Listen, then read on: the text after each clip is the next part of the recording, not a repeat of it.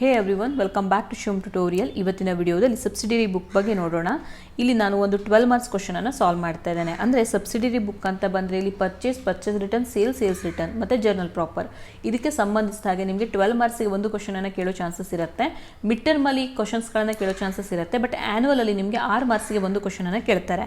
ಯಾವುದಾದ್ರೂ ಒಂದು ಬುಕ್ಕನ್ನು ನಿಮಗೆ ಇಲ್ಲಿ ಪ್ರಿಪೇರ್ ಮಾಡಿ ಕೇಳ್ತಾರೆ. ಬಟ್ ಮಿಡ್ ಟರ್ಮ್ ಆದರೆ ನಿಮಗೆ 12 ಮಾರ್ಕ್ಸಿಗೆ ಕಂಬೈನ್ ಆಗಿ ನಿಮಗೆ ಒಂದು ಕ್ವಶನ್ ಬರೋ ಚಾನ್ಸಸ್ ಇರುತ್ತೆ. ಸೊ ಅದ್ರ ಬಗ್ಗೆ ಇವತ್ತಿನ ವಿಡಿಯೋದಲ್ಲಿ ನೋಡೋಣ. ಸೊ ಅದಕ್ಕೂ ಮೊದಲು ಸಬ್ಸಿಡಿಯರಿ ಬುಕ್ ಅಂದರೆ ಏನು? What is subsidiary book or special journal or special purpose book? So ಇದನ್ನು ನಿಮಗೆ 2 ಮಾರ್ಕ್ಸಿಗೆ ಕೇಳ್ಬೋದು. ಸ್ಪೆಷಲ್ ಜರ್ನಲ್ ಅಂದರೂ ಒಂದೇ ಅರ್ಥ, ಸ್ಪೆಷಲ್ ಪರ್ಪಸ್ ಬುಕ್ ಅಂದರೂ ಒಂದೇ ಅರ್ಥ, ಸಬ್ಸಿಡಿಯರಿ ಬುಕ್ ಅಂದರೂ ಒಂದೇ ಅರ್ಥ ಬರುತ್ತೆ. ನೋಡಿದ್ರೆ ಮೀನಿಂಗ್ ಏನಿರುತ್ತೆ ಅಂತ ಹೇಳಿ.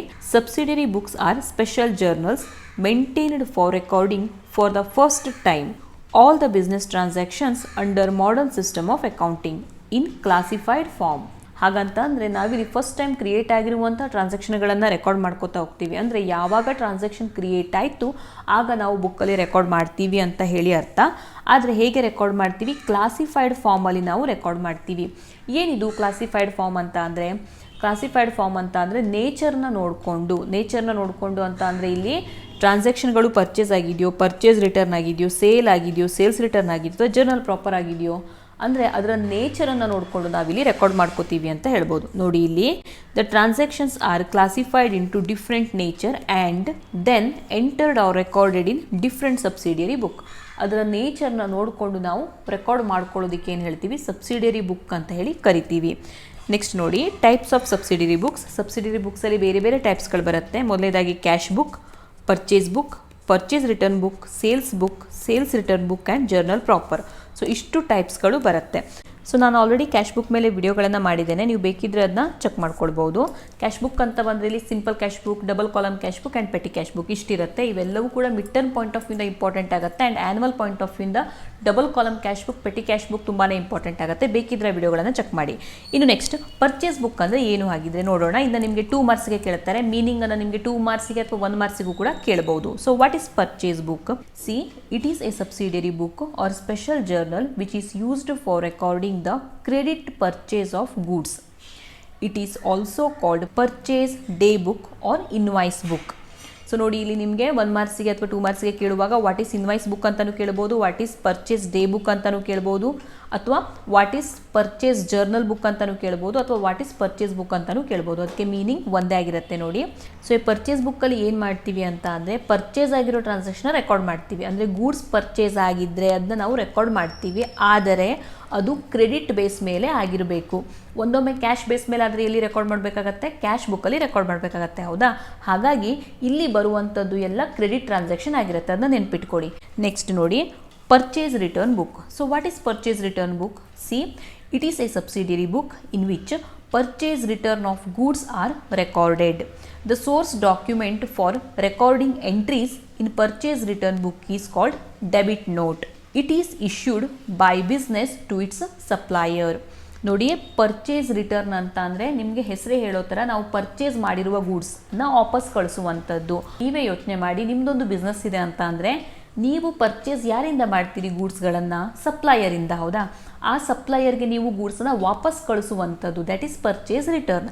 ಆದರೆ ಇಲ್ಲೂ ಕೂಡ ಟ್ರಾನ್ಸಾಕ್ಷನ್ ಕ್ರೆಡಿಟ್ ಬೇಸ್ ಮೇಲೆ ಆಗಿರಬೇಕು. ನೋಡಿ ಇಲ್ಲಿ, it is a subsidiary book in which purchase return of goods are recorded. The source document for recording entries in purchase return book called debit note. ಹಾಗಂತ ಅಂದರೆ ಇಲ್ಲಿ ನೀವು ಕ್ಯಾಶನ್ನು ಕೊಟ್ಟು ಇಮಿಡಿಯೇಟ್ಲಿ ಟ್ರಾನ್ಸಾಕ್ಷನ್ ಮಾಡಿರೋದಿಲ್ಲ, ಹೌದಾ? ಕ್ಯಾಶನ್ನು ನೀವು ನಂತರ ಪೇ ಮಾಡೋದು ಅಂತ ಹೇಳಿ ಇರುತ್ತೆ.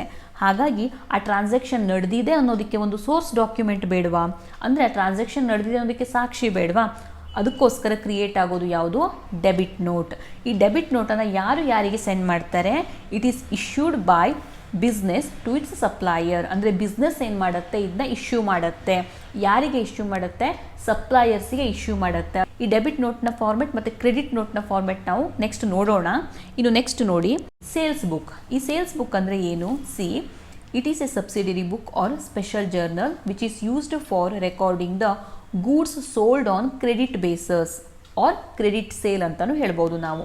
It is also called sales journal. So ಇಲ್ಲಿ ಸೇಲ್ಸ್ ಬುಕ್ ಅಂತ ಅಂದರೆ ಗೂಡ್ಸ್ ಸೇಲ್ ಆಗಿರೋ ಟ್ರಾನ್ಸಾಕ್ಷನ್ಗಳನ್ನು ರೆಕಾರ್ಡ್ ಮಾಡ್ತೀವಿ, ಆದರೆ ಅದು ಹೇಗಾಗಿರಬೇಕು, ಕ್ರೆಡಿಟ್ ಬೇಸ್ ಮೇಲೆ ಆಗಿರಬೇಕು. ಇದನ್ನು ನೆನ್ಪಿಟ್ಕೋಬೇಕು. ಒಂದೊಮ್ಮೆ ಕ್ಯಾಶ್ ಬೇಸ್ ಮೇಲೆ ಆದರೆ ಇಲ್ಲಿ ಹೋಗುತ್ತೆ, ಅದು ಕ್ಯಾಶ್ ಬುಕ್ಗೆ ಹೋಗಿ ರೆಕಾರ್ಡ್ ಆಗುತ್ತೆ. ನೆಕ್ಸ್ಟ್ ನೋಡಿ, ಸೇಲ್ಸ್ ರಿಟರ್ನ್ ಬುಕ್. ಸೊ ನೀವು ಇಲ್ಲಿ ಇನ್ನೊಂದನ್ನು ನೋಟ್ ಮಾಡ್ಕೋಬೇಕು. ಯಾವಾಗ ಪರ್ಚೇಸ್ ರಿಟರ್ನ್ ಆಗಿರುತ್ತೆ ಅದಕ್ಕೆ ನಾವು ಇನ್ನೊಂದು ಹೆಸರಿಂದ ಕೂಡ ಕರಿತೀವಿ, ಏನದು, ರಿಟರ್ನ್ ಔಟ್ವರ್ಡ್ ಅಂತ ಹೇಳಿ. ಅದೇ ರೀತಿಯಲ್ಲಿ ಯಾವಾಗ ಸೇಲ್ಸ್ ರಿಟರ್ನ್ ಆಗುತ್ತೆ ಅದಕ್ಕೆ ನಾವು ಇನ್ನೊಂದು ಹೆಸರಿಂದ ಕರಿತೀವಿ, ಸೇಲ್ಸ್ ರಿಟರ್ನ್ ಬುಕ್ ಅಂತ ಹೇಳಿ. ಯಾಕೆ ನಾವು ಹೀಗೆ ಹೇಳ್ತೀವಿ ಹಾಗಿದ್ರೆ ನೋಡಿ, ನಾವು ಪರ್ಚೇಸ್ ಮಾಡಿರುವ ಗೂಡ್ಸ್ ಹೊರಗಡೆ ಹೋಗ್ತಾ ಇದೆ ಫರ್ಮಿಂದ, ಅಂದರೆ ನಾವು ವಾಪಸ್ ಕಳಿಸ್ತಾ ಇದ್ದೀವಿ, ಅಂದರೆ ಹೊರಗಡೆ ಹೋಗ್ತಾ ಇದೆ ಅಂತ, ಹೌದಾ. ಸೊ ರಿಟರ್ನ್ ಔಟ್ವರ್ಡ್ ಬುಕ್ ಅಂತ ಹೇಳಿ ಕರಿತೀವಿ. ಅದೇ ರೀತಿಯಲ್ಲಿ ನಾವು ಸೇಲ್ ಮಾಡಿರುವ ಗೂಡ್ಸ್, ಅಂದರೆ ನಾವು ಕಸ್ಟಮರಿಗೆ ಗೂಡ್ಸನ್ನು ಸೇಲ್ ಮಾಡಿರ್ತೀವಿ, ಆ ಗೂಡ್ಸ್ ಏನಾಗ್ತಾ ಇದೆ, ರಿಸೀವ್ ಆಗ್ತಾ ಇದೆ, ಹೌದಾ. ಹಾಗಾಗಿ ಇನ್ವರ್ಡ್ ಆಗ್ತಾ ಇದೆ. ಸೊ ರಿಟರ್ನ್ ಇನ್ವರ್ಡ್ ಬುಕ್ ಅಂತ ಕರಿತೀವಿ ಯಾವುದಕ್ಕೆ, ಸೇಲ್ಸ್ ರಿಟರ್ನ್ ಆದರೆ. ಇದನ್ನು ನೆನ್ಪಿಟ್ಕೊಳ್ಳಿ. ಸೊ ಈಗ ಸೇಲ್ಸ್ ರಿಟರ್ನ್ನ ಮೀನಿಂಗನ್ನು ಒಂದ್ಸಲ ನೋಡ್ಕೊಂಡ್ಬಿಡೋಣ. It is a subsidiary book in which sales return of goods are recorded. The source document prepared for recording entries in sales return book is called credit note. So ಇಲ್ಲಿ ನೋಡಿ, credit note ಅಂತ ಬಂತು. ಯಾವಾಗ purchase return ಆಗುತ್ತೆ ಅಲ್ಲಿ issue ಆಗೋದು debit note ಆಗಿರುತ್ತೆ, ಯಾವಾಗ ಸೇಲ್ಸ್ ರಿಟರ್ನ್ ಆಗುತ್ತೆ ಅಲ್ಲಿ ಇಶ್ಯೂ ಆಗೋದು ಕ್ರೆಡಿಟ್ ನೋಟ್ ಆಗಿರುತ್ತೆ. ಸೊ ಹಾಗಿದ್ರೆ ಇದನ್ನು ಯಾರಿಗೆ ಇಶ್ಯೂ ಮಾಡ್ತಾರೆ ನೋಡಿ, it will be issued by the business to its customer. So ಇದನ್ನು ಕೂಡ ಬಿಸ್ನೆಸ್ಸೇ ಇಶ್ಯೂ ಮಾಡುತ್ತೆ. ಯಾರಿಗೆ ಇಶ್ಯೂ ಮಾಡುತ್ತೆ, ಕಸ್ಟಮರ್ಸಿಗೆ ಇಶ್ಯೂ ಮಾಡುವಂಥದ್ದು. ಡೆಬಿಟ್ ನೋಟ್ ಆದರೆ ಬಿಸ್ನೆಸ್ ಇಶ್ಯೂ ಮಾಡುತ್ತೆ, ಯಾರಿಗೆ ಇಶ್ಯೂ ಮಾಡುತ್ತೆ, ಸಪ್ಲೈಯರ್ಸಿಗೆ ಇಶ್ಯೂ ಮಾಡುತ್ತೆ. ಇಲ್ಲಿ ಕಸ್ಟಮರ್ಸ್ಗೆ ಇಶ್ಯೂ ಮಾಡುತ್ತೆ. ಇದನ್ನ ನೆನ್ಪಿಟ್ಕೊಳ್ಳಿ. ಸೊ ನೋಡಿ, ಇಲ್ಲಿ ಡೆಬಿಟ್ ನೋಟ್ ಮತ್ತು ಕ್ರೆಡಿಟ್ ನೋಟ್ನ ಫಾರ್ಮೆಟ್ ಹೇಗಿರುತ್ತೆ ಅಂತ ತುಂಬ ಜನ ಕಮೆಂಟ್ ಕೂಡ ಮಾಡಿದ್ರಿ. ನಿಮ್ಮ ಬುಕ್ಕಲ್ಲೂ ಕೂಡ ಈ ಫಾರ್ಮೆಟ್ ಇದೆ, ನಾನು ಅದನ್ನೇ ಇಲ್ಲಿ ತೊಗೊಂಡಿರೋದು. ಡೆಬಿಟ್ ನೋಟ್ನ ಫಾರ್ಮೆಟ್ ಇದನ್ನ ಯಾರಿಗೆ ಇಶ್ಯೂ ಮಾಡ್ತಾರೆ, ಬಿಸ್ನೆಸ್ ಸಪ್ಲೈಯರ್ಸಿಗೆ ಇಶ್ಯೂ ಮಾಡುತ್ತೆ. ಆ್ಯಂಡ್ ಕ್ರೆಡಿಟ್ ನೋಟ್ ಅಂತ ಬಂದರೆ ಇದು ಯಾರಿಗೆ ಇಶ್ಯೂ ಆಗೋದು, ಬಿಸ್ನೆಸ್ ಕಸ್ಟಮರ್ಸ್ಗೆ ಇಶ್ಯೂ ಮಾಡುವಂಥದ್ದು. ಏನಿರುತ್ತೆ ಇದರಲ್ಲಿ, ಪ್ರಾಡಕ್ಟ್ ಬಗ್ಗೆ ಡೀಟೇಲ್ಸ್ ಇರುವಂಥದ್ದು. ಅಂದರೆ ಕ್ಯಾಶ್ ಟ್ರಾನ್ಸಾಕ್ಷನ್ಗಳಾಗಿರೋದಿಲ್ಲ, ಹೌದಾ. ಹಾಗಾಗಿ ಗೂಡ್ಸ್ನ ಕಳಿಸ್ತಾ ಇರೋದಕ್ಕೆ ಅಥವಾ ಗೂಡ್ಸ್ನ ರಿಸೀವ್ ಮಾಡ್ತಾ ಇರೋದಕ್ಕೆ ಒಂದು ಪ್ರೂಫ್ ಬೇಕಲ್ವಾ. ಹಾಗಾಗಿ ಡೆಬಿಟ್ ನೋಟ್ ಇಶ್ಯೂ ಆಗುವಂಥದ್ದು, ಅಂದರೆ ಒಂದು ಸೋರ್ಸ್ ಡಾಕ್ಯುಮೆಂಟ್ ಥರ. ಇಲ್ಲಿ ನೋಡಿ ಏನೇನಿರುತ್ತೆ ಅಂತೇಳಿ, ಫರ್ಮ್ ನೇಮನ್ನು ಕೊಟ್ಟಿರ್ತಾರೆ, ಯಾವ ಫರ್ಮ್ ಇದನ್ನ ಇಶ್ಯೂ ಮಾಡ್ತಾ ಇದೆ ಅದ್ರ ನೇಮ್ ಇರುತ್ತೆ ಇಲ್ಲಿ. ನೆಕ್ಸ್ಟ್ ಅಡ್ರೆಸ್ ಆ್ಯಂಡ್ ಡೇಟ್ ಇಲ್ಲಿ ಇರುವಂಥದ್ದು, ಎಷ್ಟು ಅಮೌಂಟ್ ಅಂತ ಇರುತ್ತೆ. ಅದಾದ ನಂತರ ಯಾರು ಅಗೇನೆಸ್ಟ್ ನೀವು ಇದನ್ನ ಸೆಂಡ್ ಮಾಡ್ತಾ ಇದ್ದೀರಿ ಅಂತ ಇರುತ್ತೆ. ಅದ್ರ ಜೊತೆಗೆ ಗೂಡ್ಸ್ ಬಗ್ಗೆನೂ ಇಲ್ಲಿ ಇನ್ಫಾರ್ಮೇಷನ್ ಇರುತ್ತೆ ನೋಡಿ. ಚಾನಲ್ ನಂಬರ್ ಇದೆ, ಗೂಡ್ಸ್ ರಿಟರ್ನ್ ಅಂತ ಇದೆ. ನೆಕ್ಸ್ಟ್ ಇಲ್ಲಿ ಡೀಟೇಲ್ಸ್ ಇದೆ, ಯಾವ ಕಾರಣಕ್ಕೆ ನೀವು ರಿಟರ್ನ್ ಮಾಡ್ತಾ ಇದ್ದೀರಿ ಅನ್ನೋದು ಡೀಟೇಲ್ಸ್ ಎಲ್ಲ ಇಲ್ಲಿ ಇರುತ್ತೆ. ಅದ್ರ ಜೊತೆಗೆ ಎಷ್ಟು ಅಮೌಂಟ್ ಅನ್ನೋದು ಇರುತ್ತೆ. ಈ ಥರ ಸಿಂಪಲ್ ಆಗಿರುವ ಒಂದು ಫಾರ್ಮೆಟ್ ನಿಮಗೆ ನೋಡಲಿಕ್ಕೆ ಸಿಗುತ್ತೆ. ಸೊ ಇದು ಬೇಕಿದ್ರೆ ನಿಮ್ಮ ಬುಕ್ಕಲ್ಲೂ ಅವೈಲೇಬಲ್ ಇದೆ, ಬೇಕಿದ್ರೆ ಚೆಕ್ ಮಾಡ್ಕೊಳ್ಳಿ. ಬಿಕಾಸ್ ಇದನ್ನು ನಿಮಗೆ ಪ್ರಾಕ್ಟಿಕಲ್ ಓರಿಯೆಂಟೆಡಲ್ಲಿ ಕೇಳ್ತಾರೆ. ಯಾವುದಾದ್ರೂ ಒಂದು ಫಾರ್ಮೆಟನ್ನು ನಿಮಗೆ ಬಿಡಿಸ್ಲಿಕ್ಕೆ 5 ಮಾರ್ಕ್ಸಿಗೆ ಕೇಳಬಹುದು. ನೆಕ್ಸ್ಟ್ ಲಾಸ್ಟಲ್ಲಿ ತುಂಬ ಇಂಪಾರ್ಟೆಂಟ್ ಆಗಿ ಬರೋದು ಜರ್ನಲ್ ಪ್ರಾಪರ್. ಸೊ ಏನಿದು ಜರ್ನಲ್ ಪ್ರಾಪರ್ ಅಂತ ಅಂದರೆ ನೋಡಿ, a book maintained to record transaction which do not find place in special journal is known as journal proper or general residual. So ಇಲ್ಲಿ ನೋಡಿ, ಸೊ ಯಾವ ಒಂದು ಟ್ರಾನ್ಸಾಕ್ಷನನ್ನು ಈ ಮೇಲಿನ ಬುಕ್ಕಲ್ಲಿ ರೆಕಾರ್ಡ್ ಮಾಡ್ಕೊಳ್ಳೋದಕ್ಕೆ ಆಗೋದಿಲ್ವೋ ಅಂಥದ್ದನ್ನು ನಾವಿಲ್ಲಿ ರೆಕಾರ್ಡ್ ಮಾಡ್ತೀವಿ, ಜರ್ನಲ್ ಪ್ರಾಪರಲ್ಲಿ ರೆಕಾರ್ಡ್ ಮಾಡ್ತೀವಿ. ಸೊ ಹಾಗಿದ್ರೆ ಯಾವ ಥರ ಟ್ರಾನ್ಸಾಕ್ಷನ್ನ ರೆಕಾರ್ಡ್ ಮಾಡ್ತೀವಿ ನೋಡಿ, ಓಪನಿಂಗ್ ಎಂಟ್ರೀಸ್ ಇದ್ದರೆ ರೆಕಾರ್ಡ್ ಮಾಡ್ತೀವಿ, ಅಡ್ಜಸ್ಟ್ಮೆಂಟ್ ಎಂಟ್ರೀಸ್ ಇದ್ದರೆ ರೆಕಾರ್ಡ್ ಮಾಡ್ತೀವಿ, ಲೈಕ್ ಔಟ್ಸ್ಟ್ಯಾಂಡಿಂಗ್ ಎಂಟ್ರೀಸ್ ಇದ್ದರೆ ನಾವಿಲ್ಲಿ ರೆಕಾರ್ಡ್ ಮಾಡ್ತೀವಿ, ರೆಕ್ಟಿಫಿಕೇಷನ್ ಎಂಟ್ರೀಸ್ ಇದ್ದರೆ ನಾವಿಲ್ಲಿ ರೆಕಾರ್ಡ್ ಮಾಡ್ತೀವಿ, ನೆಕ್ಸ್ಟು ಟ್ರಾನ್ಸ್ಫರ್ ಎಂಟ್ರೀಸ್ ಇದ್ದರೆ ನಾವು ರೆಕಾರ್ಡ್ ಮಾಡ್ತೀವಿ, ನೆಕ್ಸ್ಟು ಅದರ್ ಎಂಟ್ರೀಸ್ ಇದ್ದರೆ ನಾವಿಲ್ಲಿ ರೆಕಾರ್ಡ್ ಮಾಡ್ತೀವಿ. ಅದರ್ ಎಂಟ್ರೀಸ್ ಅಂತ ಅಂದರೆ credit purchase of asset, credit sale of asset, goods withdrawn for personal use, goods given to charity, goods lost by charity. So ಈ ಥರ ಎಂಟ್ರಿಗಳಿದ್ರೆ ಇಲ್ಲಿ ನಾವು ರೆಕಾರ್ಡ್ ಮಾಡ್ತೀವಿ. ಅಂದರೆ ಅಸೆಟ್ಗಳು ಅಂತ ಅಂದರೆ ಇಲ್ಲಿ ನಾವು ಸೇಲ್ ಪಾಯಿಂಟ್ ಆಫ್ ವ್ಯೂ ಬಿಟ್ಟು, ಅಂದರೆ ಫರ್ಮಲ್ಲೂ ಕೂಡ ಸಾಕಷ್ಟು ಅಸೆಟ್ಗಳನ್ನು ಯೂಸ್ ಮಾಡ್ತಾ ಇರ್ತಾರೆ, ಹೌದಾ. ಬಿಸ್ನೆಸ್ಸಲ್ಲಿ ಮಷಿನರಿಗಳನ್ನು ಯೂಸ್ ಮಾಡ್ತಾರೆ, ಫರ್ನಿಚರ್ಗಳನ್ನು ಯೂಸ್ ಮಾಡ್ತಾರೆ. ಅದೇ ರೀತಿಯಲ್ಲಿ ಆ ಥರ ಅಸೆಟ್ಟಿಗೆ ಸಂಬಂಧಪಟ್ಟ ಯಾವುದಾದ್ರೂ ಎಂಟ್ರಿಗಳಿದ್ರೆ ನಾವು ಅದನ್ನ ಇಲ್ಲಿ ರೆಕಾರ್ಡ್ ಮಾಡ್ತೀವಿ. ಫಾರ್ ಎಕ್ಸಾಂಪಲ್ ಯಾವುದೋ ಓಲ್ಡ್ ಮಷಿನರಿ ಇದೆ, ಅದನ್ನು ನಾವು ಸೇಲ್ ಮಾಡ್ತಾ ಇದ್ದೀವಿ ಅಂತ ಅಂದ್ಕೊಳ್ಳಿ, ಕ್ರೆಡಿಟ್ ಬೇಸ್ ಮೇಲೆ ಸೇಲ್ ಮಾಡ್ತಾ ಇದ್ದೀವಿ. ಸೊ ಅಂಥದ್ದು ಎಲ್ಲಿ ಬರುತ್ತೆ, ಅದು ಜರ್ನಲ್ ಪ್ರಾಪರಲ್ಲಿ ಬರುತ್ತೆ. ಇದಕ್ಕೆ ನಾವು ಜರ್ನಲ್ನ ಫಾರ್ಮೆಟ್ನ ಹಾಕಿದರೆ ಸಾಕಾಗತ್ತೆ. ಜರ್ನಲ್ನ ಫಾರ್ಮೆಟ್ನ ಹಾಕಿ ಸೇಮ್ ಅದರಲ್ಲೇ ನಾವು ಈ ಎಂಟ್ರಿನ ಪಾಸ್ ಮಾಡಿದರೆ ಆಯಿತು. ಸೊ ಇವಾಗ ಇದ್ರ ಮೇಲೆ ಒಂದು ಲೆಕ್ಕವನ್ನು ಸಾಲ್ವ್ ಮಾಡೋಣ, ಆಗ ಈ ಟಾಪಿಕ್ ಇನ್ನೂ ಚೆನ್ನಾಗಿ ಕ್ಲಿಯರ್ ಆಗುತ್ತೆ. ಸೊ ನೋಡಿ, ಇಲ್ಲಿ ನಾನು ಒಂದು ಪ್ರಾಬ್ಲಮ್ನ ತೊಗೊಂಡಿದ್ದೇನೆ. ಇದರಲ್ಲಿ ಪರ್ಚೇಸ್ ರಿಟರ್ನ್, ಸೇಲ್ಸ್ ರಿಟರ್ನ್ ಅಷ್ಟೇ ಅಲ್ಲ, ಜರ್ನಲ್ ಪ್ರಾಪರ್ಗೆ ಸಂಬಂಧಪಟ್ಟ ಒಂದು ಎಂಟ್ರಿ ಇದೆ. ಸೊ ಇಲ್ಲಿ ನೋಡ್ಬೋದು ನೀವು ಏಪ್ರಿಲ್ ತಿಂಗಳಿಗೆ ಸಂಬಂಧಪಟ್ಟ ಎಂಟ್ರಿಗಳನ್ನೆಲ್ಲ ಇಲ್ಲಿ ಕೊಟ್ಟಿದ್ದಾರೆ. ಯಾವುದಾದ್ರೂ ಒಂದು ತಿಂಗಳಿಗೆ ಸಂಬಂಧಪಟ್ಟ ಎಂಟ್ರಿನ ನಿಮ್ಗೆ ಇಲ್ಲಿ ಕೊಟ್ಟಿರ್ತಾರೆ, ಎಕ್ಸಾಮಲ್ಲೂ ಕೂಡ ಡೇಟ್ ವೈಸಲ್ಲಿ ಕೊಟ್ಟಿರ್ತಾರೆ ನೋಡಿ. ನೆಕ್ಸ್ಟ್ ಇಲ್ಲಿ ಫಾರ್ಮೆಟ್ಗಳು ಹೇಗಿರುತ್ತೆ ನೋಡಿ, ಇಲ್ಲಿ purchase book, purchase return book, sales book, sales return book and journal proper. ಕ್ವಶನನ್ನು ನೋಡಿಕೊಂಡು ಎಷ್ಟೆಷ್ಟು ಎಂಟ್ರಿಗಳು ಇಲ್ಲಿ ಬರಬಹುದು ಅಂತ ಅನಲೈಸ್ ಮಾಡಿ ಜಾಗ ಬಿಟ್ಕೊಂಡು ಮೊದಲೇ ಫಾರ್ಮೆಟ್ಗಳನ್ನೆಲ್ಲ ಇಲ್ಲಿ ಹಾಕಿಟ್ಟಿದ್ದೇನೆ. ಫಾರ್ಮೆಟ್ ಅಂತ ಬಂದರೆ ನೀವು ಇಲ್ಲಿ ನೋಡ್ಕೊಳ್ಬೇಕಾಗತ್ತೆ. ಪರ್ಚೇಸ್ ಮತ್ತು ಸೇಲ್ಸ್ ಬುಕ್ ಏನಿರುತ್ತೆ ಅಲ್ಲಿ ನೋಡಿ ಡೇಟ್ ಇನ್ವಾಯ್ಸ್ ನಂಬರ್ ಅಂತ ತಗೋತೀವಿ. ಇನ್ವಾಯ್ಸ್ ನಂಬರ್ ಅಂತ ಅಂದರೆ ಈಗ ನಾವು ಗೂಡ್ಸನ್ನು ಪರ್ಚೇಸ್ ಮಾಡುವಾಗ, ಸೇಲ್ ಮಾಡುವಾಗ ಆ ಇನ್ವಾಯ್ಸಲ್ಲಿ ಎಷ್ಟು ಗೂಡ್ಸ್ ಪರ್ಚೇಸ್ ಆಗ್ತಾ ಇದೆ, ಎಷ್ಟು ಗೂಡ್ಸ್ ಸೇಲ್ ಆಗ್ತಾ ಇದೆ, ಮತ್ತು ಅಮೌಂಟ್, GST ನಂಬರ್ ಎಲ್ಲವೂ ಇನ್ಕ್ಲೂಡ್ ಹಾಕೊಂಡಿರುತ್ತೆ. ಅದಕ್ಕೆ ನಾವು ಇನ್ವಾಯ್ಸ್ ಅಂತ ಹೇಳಿ ಕರಿತೀವಿ. ಆ ಇನ್ವಾಯ್ಸ್ ನಂಬರ್ ಇದ್ದರೆ ನೀವು ಬರೀಬೇಕಾಗತ್ತೆ. ಅದಕ್ಕೋಸ್ಕರ ಕಾಲಮ್ನ ನೀವು ಓಪನ್ ಮಾಡಬೇಕು. ಎಲ್ಲಿ? Purchase book and sales book ಇದ್ದಾಗಲೂ ಕೂಡ ಹಾಗೆ ಡೇಟ್ ಇನ್ವಾಯ್ಸ್ ನಂಬರ್ ನೋಡಿ ಇಲ್ಲಿ ಬಂದಿದೆ, ಹೌದಾ? ಅದಾದ ನಂತರ LF ಅಂತೇಳಿ ಒಂದು ಕಾಲಮ್ ಬರುತ್ತೆ. ನೆಕ್ಸ್ಟ್ ಟೋಟಲ್ ಅಮೌಂಟ್, ಇದಿಷ್ಟು ಬರುತ್ತೆ. ನೆಕ್ಸ್ಟ್ ನೋಡಿ purchase written and sales return, ಇದು ತುಂಬ ಇಂಪಾರ್ಟೆಂಟ್. ಪರ್ಚೇಸ್ ರಿಟರ್ನ್ ಮತ್ತು ಸೇಲ್ಸ್ ರಿಟರ್ನಲ್ಲಿ ಫಾರ್ಮೆಟ್ ನೋಡಿ ಹೇಗಿರುತ್ತೆ. ಡೇಟ್ ಪರ್ಚೇಸ್ ರಿಟರ್ನಲ್ಲಿ ಡೆಬಿಟ್ ನೋಟ್ ಅಂತ ಬಂತು. ಓಕೆ, ಇಲ್ಲಿ ಇನ್ವಾಯ್ಸ್ ನಂಬರ್ ಅಂತ ತೊಗೋಬಾರ್ದು. ಇಲ್ಲಿ ಏನಂತ ತೊಗೊಳ್ಬೇಕು? ಡೆಬಿಟ್ ನೋಟ್ ಅಂತ ಹೇಳಿ ತೊಗೊಳ್ಬೇಕು. ನೆಕ್ಸ್ಟ್ ಸೇಲ್ಸ್ ರಿಟರ್ನ್ ಆದರೆ ಏನಂತ ತೊಗೊಳ್ಬೇಕಾಗತ್ತೆ? Credit note. ಸೊ ಇದನ್ನ ನೀವು ನೋಟ್ ಮಾಡ್ಕೋಬೇಕು ಫಾರ್ಮೆಟಲ್ಲಿ. ನೆಕ್ಸ್ಟ್ ಜರ್ನಲ್ ಪ್ರಾಪರ್ ಅಂತ ಅಂದರೆ ನಾನು ನಿಮಗೆ ಸ್ಟಾರ್ಟಿಂಗಲ್ಲೇ ಹೇಳಿದಾಗೆ ಜರ್ನಲ್ ಪ್ರಾಪರಿಗೆ ಸಿಂಪಲ್ ಆಗಿರುವ ಒಂದು ಫಾರ್ಮೆಟ್ ಇರುತ್ತೆ. ಇಲ್ಲಿ ಸೇಮ್ ಜರ್ನಲ್ ಎಂಟ್ರಿಗೆ ನಾವು ಯಾವ ಫಾರ್ಮೆಟ್ನ ಹಾಕ್ತೀವಿ ಅದೇ ಫಾರ್ಮೆಟ್ನ ನಾನಿಲ್ಲಿ ಹಾಕ್ಕೊಂಡಿದ್ದೇನೆ. ಸೊ ಇವಾಗ ಕ್ವಶನನ್ನು 1 by 1 ಓದ್ತಾ ಹೋಗೋಣ. ಅದಾದ ನಂತರ ಟ್ರಾನ್ಸಾಕ್ಷನ್ ಎಲ್ಲೆಲ್ಲಿ ಬರುತ್ತೆ, ಮೀನ್ಸ್ ಯಾವ ಬುಕ್ಕಲ್ಲಿ ಬರುತ್ತೆ ಅಂತ ರೆಕಾರ್ಡ್ ಮಾಡ್ಕೊಳ್ತಾ ಹೋಗೋಣ. ಸೊ ನೋಡಿ, enter the following transaction in proper subsidiary book. 2017 year ಇದೆ ಇಲ್ಲಿ ಆ್ಯಂಡ್ ಏಪ್ರಿಲ್ ಮಂತಿನ ಡೇಟ್ ವೈಸಲ್ಲಿ ಟ್ರಾನ್ಸಾಕ್ಷನ್ಗಳನ್ನು ಕೊಟ್ಟಿದ್ದಾರೆ. ಈ ಒಂದು ಪ್ರಾಬ್ಲಮ್ನ ನಾವು ಸಾಲ್ವ್ ಮಾಡುವಾಗ ಟ್ರಾನ್ಸಾಕ್ಷನ್ಗಳನ್ನು ನೋಡಿಕೊಂಡು ಅದು ಯಾವ ಒಂದು ಬುಕ್ಕಲ್ಲಿ ಬರುತ್ತೆ ಅಂತ ಅನಲೈಸ್ ಮಾಡಬೇಕು. ಈಗ ಗೂಡ್ಸ್ ಸೇಲ್ ಆಗಿದ್ರೆ ಅದು ಸೇಲ್ಸ್ ಬುಕ್ಕಲ್ಲಿ, ಗೂಡ್ಸ್ ಪರ್ಚೇಸ್ ಆಗಿದ್ದರೆ ಪರ್ಚೇಸ್ ಬುಕ್ಕಲ್ಲಿ, ಪರ್ಚೇಸ್ ರಿಟರ್ನ್ ಆಗಿದ್ದರೆ ಪರ್ಚೇಸ್ ರಿಟರ್ನ್ ಬುಕ್ಕಲ್ಲಿ, ಸೇಲ್ಸ್ ರಿಟರ್ನ್ ಆಗಿದ್ದರೆ ಸೇಲ್ಸ್ ರಿಟರ್ನ್ ಬುಕ್ಕಲ್ಲಿ ನಾವು ರೆಕಾರ್ಡ್ ಮಾಡ್ಕೊಳ್ಳುವಂಥದ್ದಷ್ಟೇ ಇರುತ್ತೆ. ತುಂಬ ಸಿಂಪಲ್ ಆಗಿರುತ್ತೆ. ಹಾಗಾಗಿ ನಾನೆಲ್ಲ ಟ್ರಾನ್ಸಾಕ್ಷನ್ಗಳನ್ನು ಟ್ರಾನ್ಸ್ಫರ್ ಮಾಡಿದ್ದೇನೆ ಆಲ್ರೆಡಿ. ಇಲ್ಲಿ ನಾನು ಜಸ್ಟ್ ಎಕ್ಸ್ಪ್ಲೇನ್ ಮಾಡ್ತಾ ಹೋಗ್ತೇನೆ ನೋಡಿ. ಏಪ್ರಿಲ್ 1ಗೆ ಗೂಡ್ಸ್ ಸೋಲ್ಡ್ ಟು ಮನೀಶ್ ₹6,000 ಗೂಡ್ಸನ್ನು ಸೇಲ್ ಮಾಡ್ತಾ ಇದ್ದಾರೆ, ಹೌದಾ? ಹಾಗಾಗಿ ಎಲ್ಲಿ ಬರುತ್ತೆ ಇದು? ಸೇಲ್ಸ್ ಬುಕ್ಕಲ್ಲಿ ನಾವು ಎಂಟ್ರಿನ ಪಾಸ್ ಮಾಡಬೇಕಾಗಿರುತ್ತೆ. ನೋಡಿ ನಾನು ಇಲ್ಲಿ ರೆಕಾರ್ಡ್ ಮಾಡಿದ್ದೇನೆ. 1/4/2017ಗೆ ಮನೀಶ್ ₹6,000. ನೆಕ್ಸ್ಟ್ ಏಪ್ರಿಲ್ 2ಗೆ ಪರ್ಚೇಸ್ಡ್ ಗೂಡ್ಸ್ ಫ್ರಮ್ ರಮೇಶ್ ₹16,000 ಗೂಡ್ಸನ್ನು ಪರ್ಚೇಸ್ ಮಾಡಿರುವಂಥದ್ದು. ಹಾಗಾಗಿ ಇದೆಲ್ಲಿ ಬರುತ್ತೆ? ಪರ್ಚೇಸ್ ಬುಕ್ಕಲ್ಲಿ ನಾವು ರೆಕಾರ್ಡ್ ಮಾಡಬೇಕಾಗಿ ಬರುತ್ತೆ. ನೋಡಿ ಇಲ್ಲಿ 2/4/2017ಗೆ ರಮೇಶ್ 16,000 ಅಂತ ರೆಕಾರ್ಡ್ ಮಾಡಿದ್ದೇನೆ. Next April 3 bought goods from Rahul less trade discount 10%. So ಇಲ್ಲಿ ಬಾಟ್ ಅಂತ ಅಂದರೆ ಪರ್ಚೇಸ್ ಅಂತಾನೆ ಅರ್ಥ. ರಾಹುಲ್ ಅನ್ನೋ ವ್ಯಕ್ತಿಯಿಂದ ಗೂಡ್ಸನ್ನು ಪರ್ಚೇಸ್ ಮಾಡ್ತಾ ಇದ್ದಾರೆ, ಬಟ್ ಟ್ರೇಡ್ ಡಿಸ್ಕೌಂಟನ್ನು ಇಲ್ಲಿ ನೀವು ಲೆಸ್ ಮಾಡ್ಕೋಬೇಕು. ಸೊ ಪರ್ಚೇಸ್ ಆಗಿರೋದ್ರಿಂದ ಪರ್ಚೇಸ್ ಬುಕ್ಕಲ್ಲೇ ನಾನು ಇದನ್ನ ರೆಕಾರ್ಡ್ ಮಾಡ್ತೇನೆ. ನೋಡಿ ಇಲ್ಲಿ 3/4/2017ಗೆ ರಾಹುಲ್ನಿಂದ ಆ್ಯಕ್ಚುಯಲ್ ಕಾಸ್ಟ್ ಎಷ್ಟು ಪರ್ಚೇಸ್ ಮಾಡಿರೋದು? 18,000 ಆ್ಯಂಡ್ ಟ್ರೇಡ್ ಡಿಸ್ಕೌಂಟ್ ನಾವು 10% ಲೆಸ್ ಮಾಡಬೇಕು. ಅಂದರೆ 18,000 ಮೇಲೆ 10% ಅಂತಂದರೆ ಎಷ್ಟಾಗುತ್ತೆ? 1,800 ಆಗುತ್ತೆ. ಸೊ ಅದನ್ನ ಲೆಸ್ ಮಾಡಿದಾಗ ಫೈನಲ್ ಅಮೌಂಟ್ ಎಷ್ಟಾಗುತ್ತೆ? 16,200. ಸೊ ಈ ಥರ ನೀವು ಕ್ಯಾಲ್ಕುಲೇಷನ್ ಪಾರ್ಟನ್ನು ಇಲ್ಲಿ ತೋರಿಸ್ಬೇಕಾಗತ್ತೆ, ಯಾವಾಗ ಡಿಸ್ಕೌಂಟಿನ ಕ್ಯಾಲ್ಕುಲೇಷನ್ ಬಂದಾಗ, ನೆನ್ಪಿಟ್ಕೊಳ್ಳಿ. ನೆಕ್ಸ್ಟ್ ಏಪ್ರಿಲ್ 6ಗೆ ನೋಡಿ ಗೂಡ್ಸ್ ರಿಟರ್ನ್ ಟು ರಮೇಶ್ ₹1,500.